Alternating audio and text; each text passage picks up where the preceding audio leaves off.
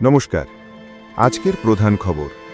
ভারতের সংসদে সম্প্রতি পাশ হল online gaming regulation and prohibition bill 2025।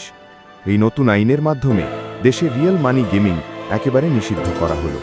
অর্থাৎ এখন থেকে কেউ টাকা দিয়ে বা টাকা জেতার জন্য অনলাইনে গেম খেলতে পারবে না।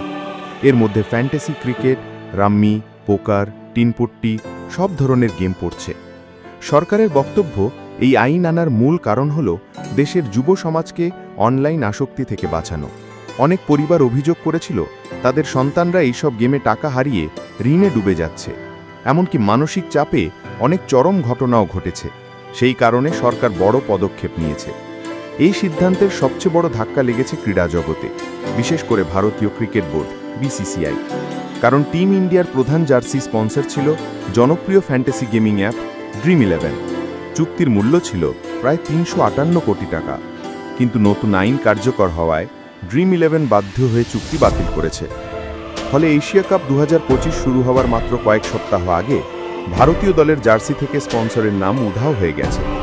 BCCI ইতিমধ্যেই জানিয়েছে তারা ভবিষ্যতে এই ধরনের কোনো অনলাইন গেমিং প্রতিষ্ঠানের সঙ্গে চুক্তি করবে না। তবে এখন বড় প্রশ্ন, হঠাৎ এত বড় আর্থিক ক্ষতি সামলে আগামী টুর্নামেন্টগুলোর জন্য নতুন স্পন্সর কে হবে? একই সঙ্গে বিজ্ঞাপন ও ডিজিটাল মিডিয়াতেও এই আইনের প্রভাব পড়বে বলে মনে করা হচ্ছে, কারণ অনলাইন গেমিং কোম্পানিগুলোই ছিল সবচেয়ে বড় বিজ্ঞাপনদাতা। অন্যদিকে সাধারণ মানুষ এবং অভিভাবকরা এই বিলকে স্বাগত জানিয়েছেন। তাদের মতে এটা যুব সমাজকে সঠিক পথে রাখতে সাহায্য করবে। এখন দেখার বিষয়, এই নতুন আইন কার্যকর হওয়ার পর ভারতের অনলাইন গেমিং ইন্ডাস্ট্রি কোন পথে এগোয়। তবে এর মধ্যেই টয়োটা এবং একাধিক ফিনটেক কোম্পানি ভারতীয় টিমকে স্পন্সর করার জন্য এগিয়ে এসেছে। এটা কেবল স্পন্সরশিপ নয়, ভারতীয় খেলাধুলার প্রতি আস্থা আর ভবিষ্যতের প্রতি বিনিয়োগের প্রতীক। এটা শুধু খেলার মাঠের গৌরব নয়, বরং ভারতের শক্তি, আস্থা আর অগ্রগতির প্রতিচ্ছবি।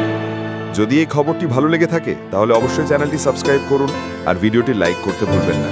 আপনার একটি সাবস্ক্রিপশন আর একটি লাইক আমাদের আরও নতুন ও গুরুত্বপূর্ণ আপডেট নিয়ে আসতে অনুপ্রেরণা দেয়। এখন পর্যন্ত আজকের বড় খবর। ধন্যবাদ।